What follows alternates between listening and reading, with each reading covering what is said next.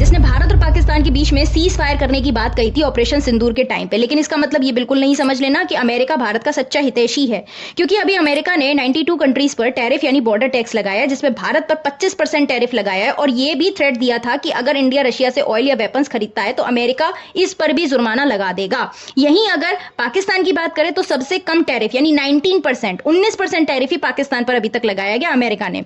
अब इससे ये तो समझ में आ गया कि जो अमेरिका है ना, वो इंडिया और रशिया के बीच में भाईचारा कभी नहीं चाहता। सेम चीज वो भारत और ईरान के रिलेशनशिप्स बिगाड़ने में भी कर रहा है। ईरान जो कि दुनिया का चौथा सबसे बड़ा तेल भंडार वाला देश है, ऑब्वियसली हर देश की इकोनॉमी वहां के ऑयल पर सबसे ज्यादा निर्भर रहती है।